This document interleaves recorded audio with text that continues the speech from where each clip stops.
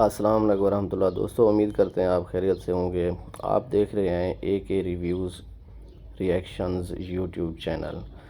आज का जो हमारा रिव्यूज़ और रिएक्शंस के हवाले से टॉपिक और वीडियो है वो है समा टीवी का एक प्रोग्राम सेठी से सवाल, जिसमें सैयदा आयशा नाज नजम सेठी साहब से सवाल करती हैं और वो बेहतरीन अंदाज में उसका एनालाइज करते हैं और पाकिस्तान पॉलिटिक्स के हवाले से बहुत अच्छी सजेशंस देते हैं।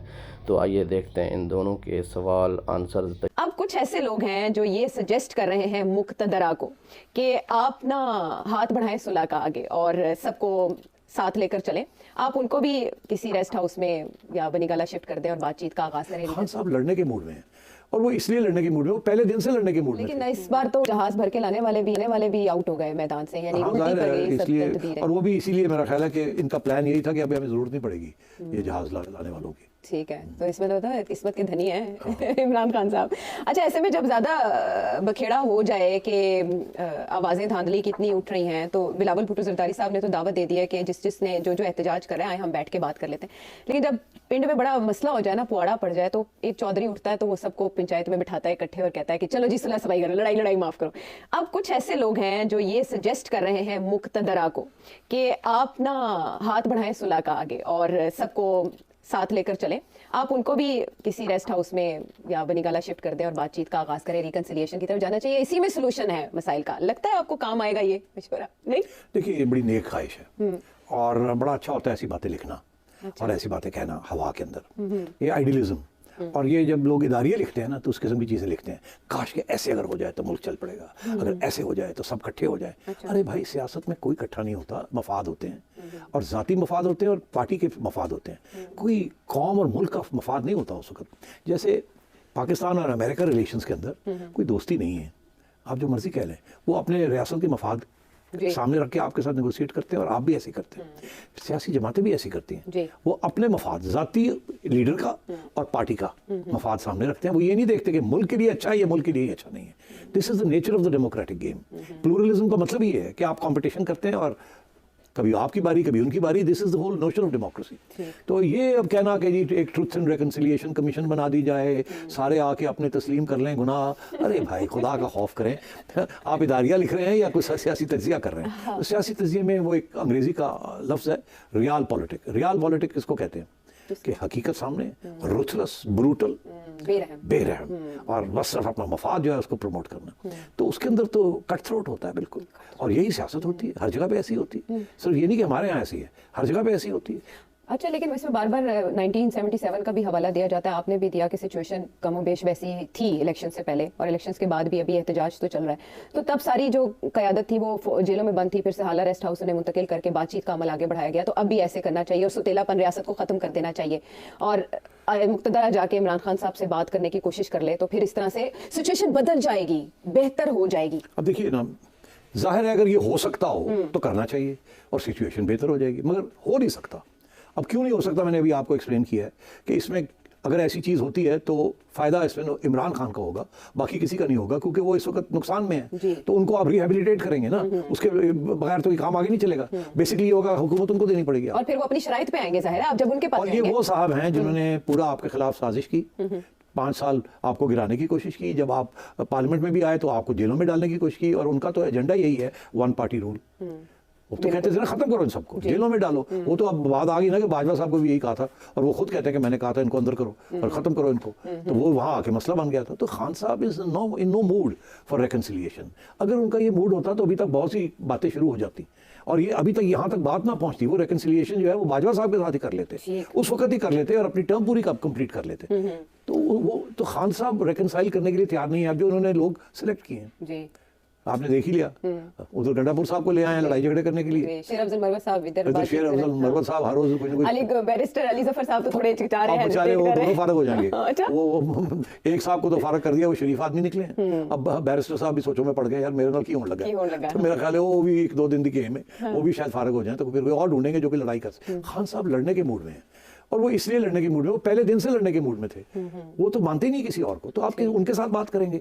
ये तो ऐसे है जैसे आप इजराइलीज को कहें कि आप ट्रुथ एंड रिकंसिलिएशन कर लें फ़लस्तीनियों के साथ, और आप नाकाबिले कबूल है, और आप उनका फ़लस्तीन उनको दे दें और ये कर दें। जी, जी, जी। तो ये बिल्कुल उस किस्म की बात है। तो जब ये मामलात हैं तो आगे अपीलों में जा चुके हैं। इमरान खान साहब भी, उनकी अहलिया बुशरा बीबी भी तोशाखाना में अपील लेकर जा चुकी हैं। फिर 190 मिलियन पाउंड केस में 27 फरवरी को फर्द जुर्म भी आयद होने जा रही है। मामलात थोड़े लचक की तरफ जाएंगे या अभी मजीद सजाएं? कोई लचक नहीं होगी खान साहब के लिए, एस्टैब्लिशमेंट बिल्कुल नहीं करेगी, उस वक्त तक नहीं करेगी जब तक मजबूर ना हो जाए। अभी बिल्कुल मजबूर नहीं है वो, अभी तो वो अपना उनका सिलसिला चल रहा है, गवर्नमेंट्स बनने जा रही हैं, IMF वापस आ रहा है, तो कोई मजबूरी नहीं है। अच्छा। और पूरा इरादा उनका ये है कि खान साहब को जेल में रखना है और PTI को कुचल के रखना है। और अगर KP में गड़बड़ करने की कोशिश की तो गवर्नर जरूर लगा के सख्ती के साथ सबको जेलों में। तो मतलब ये एजेंडा तो ये है। ठीक है। और ये जो हुकूमतें बन रही हैं इनको ये कहा जाएगा तुसी फिक्र ना करो, असि आपे हैंडल कर लांगे, खान ਨੂੰ ਅਸੀਂ हैंडल करांगे, ਤੁਹਾਨੂੰ हैंडल करने की जरूरत नहीं है। तुसी अपना कारोबार करो, थोड़े जेडे मुश्किल फैसले ने वो करो, जो हम आपको कहते हैं ये करें वो आप करें, मईशत को चलाएं और जो भी करना है वो करें, IMF को लेके आए और forget about Imran Khan, we'll deal with Imran Khan. Imran Khan के साथ कोई नरमी नहीं होनी, इस एस्टैब्लिशमेंट में नहीं करनी। ये उस वक्त नरमी होगी, मैं आपको बता दूं, उस वक्त होगी जब ये जो सारा सिलसिला बनाया किसी वजह से ये कोलैप्स कर जाए, फिर ऑप्शन सोचने पड़ेंगे कि क्या करना है। हो सकता है एक ऑप्शन ये हो कि सबके साथ सबको फारग किया जाए, फिर सोचेंगे कि ये चल सकता है नहीं चल सकता, इंटरनेशनल कम्युनिटी बात मानेगी नहीं मानेगी, अपनी बेइज्जती होगी कि नहीं होगी, और एस्टैब्लिशमेंट की क्रेडिबिलिटी पे दाग लगेगा नहीं लगेगा, एटसेट्रा एटसेट्रा। और फिर एस्टैब्लिशमेंट के अंदर भी तो प्रेशर्स है ना, अंदर भी तो है ना। इमरान खान का सपोर्ट सिर्फ आवाम में नहीं है, एस्टैब्लिशमेंट के अंदर भी है, जुडिशरी के अंदर भी है, सिविल सर्विस के अंदर भी है।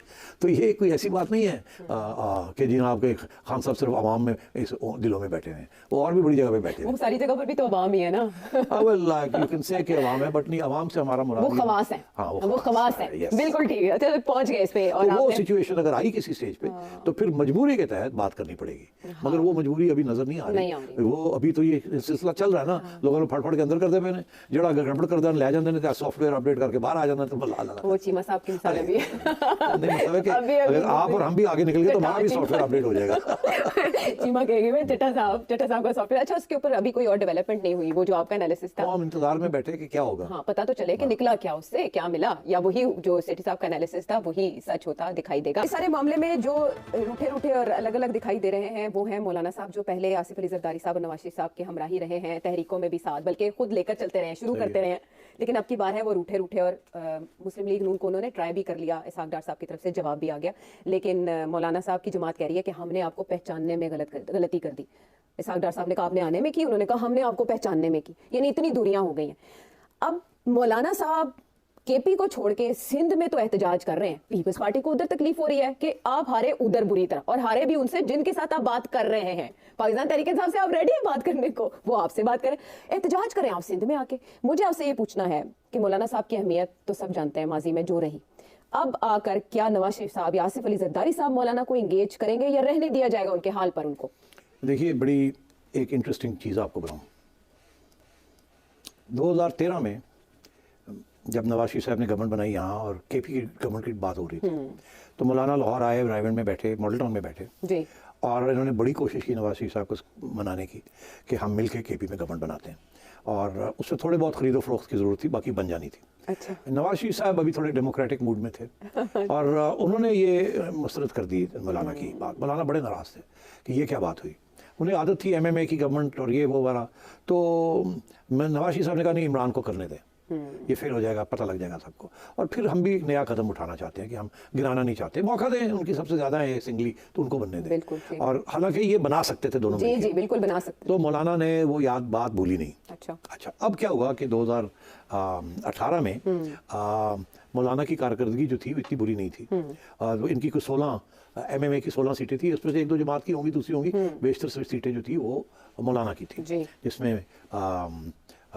नेशनल असेंबली की इस्तीफा उनकी साथ आई हैं जी, और वो भी KP में उनको नहीं मिली, मेरा एक आध मिली, इससे ज्यादा नहीं मिली। KP में अभी साथ है उनकी, नहीं KP में तो प्रोविंशियल आप कह रहे हैं ना, मैं नेशनल की बात, अच्छा आप नेशनल की बात कर रहे हैं, तो मौलाना की नेशनल असेंबली की सीटें इस्तीफा 7 है और 2018 में 16 थी जी, इसलिए less than half, you know, तो आप सोचिए, तो इसलिए उस वक्त उनकी अहमियत बड़ी थी जी, और इसलिए वो हर जगह साथ साथ बैठते रहे और बुलाते रहे लोग उनको, मियाँ साहब भी मुशावरत करते रहे, सब कुछ करते रहे, और फिर उनको हिस्सा भी Shares भी मिले, हिस्सा भी बिल्कुल, मिला। हर government अच्छा, अब बलूचिस्तान में 2018 में उनकी 10 सीटें थी, जी इस दफा उनकी 9 है, तो वहाँ not उनका bad. ठीक ही रहा है। Not bad, हाँ। मगर केपी में प्रोविंशियल 30 सीटें उनकी उनकी उस वक्त 13 थी जी। और अब 7 है, ठीक है ना, उड़ गए ना। हाफ तो अब क्या वो इसीलिए वो केपी के अंदर एहतजाज नहीं कर रहे, वो सिंध में जाके कर रहे हैं। और सिंध में कब कर रहे हैं? जी जबकि मुस्लिम लीग नून के साथ उन्होंने पूरी कोशिश की है कि बलूचिस्तान के अंदर नून लीग की और मौलाना की सीटें मिला के गवर्नमेंट बन सकती है। मुस्लिम लीग नून की मेरा ख्याल 11 है जी और मौलाना की हैं 9 है ना, बलूचिस्तान में मौलाना की 9 है, बलूचिस्तान में मौलाना की 9 है और उनकी भी शायद 9 या 10 है। मुस्लिम लीग नून की ज्यादा है। हाँ, तो थोड़ी ज़्यादा 11 जी। है। तो देखिए 20 तो हो गई, तो 4-5 और सीटें चाहिए ना इनको, तो वो इधर उधर से मिल सकती हैं अगर ये कोशिश करते हैं। मगर नून लीग ने ना कर दी इनको, ये गए ना बात जी करने। बिल्कुल, इसहाकदार साहब वो से क्यों की? क्योंकि नून लीग ने फैसला पहले कर लिया था कि ये पीपल्स पार्टी के साथ हमने डील करनी है, और वो पीपल्स पार्टी के साथ डील इसलिए करनी है क्योंकि सेंटर में हमें पीपल्स पार्टी की जरूरत है, बिल्कुल ठीक है, ठीक है ना। फेयर डील है। तो इसलिए नून लीग की मजबूरी थी कि वो मौलाना के साथ नहीं डील कर सकते थे। जी तो अब रह गया पीपल्स पार्टी, मौलाना नाराज होके आ गए। अब एस्टेब्लिशमेंट ने और नून लीग ने दोनों ने ये फैसला किया जी। है कि पीपल्स पार्टी की गवर्नमेंट बननी है बलूचिस्तान में, अच्छा ठीक है। ठीक है ना। तो जरदारी साहब के जिसे कहते हैं ना स्क्रैचिंग हिज बैक, अब मौलाना चले गए हैं सिंध में एहतजाज करने। जी केपी में नहीं कर रहे, पंजाब में नहीं कर रहे, कहीं और नहीं कर रहे, वो कराची में जाके एहतजाज कर रहे हैं। क्यों? जी सिंध में भी जीरो है उनकी। तो अब बात यह है कि वो सिंध में इसलिए गए हैं कि जरदारी साहब के ऊपर प्रेशर डाल रहे हैं कि बलूचिस्तान में हमें अकोमोडेट करो। वो मिनिस्ट्रियां चाहते हैं बलूचिस्तान में,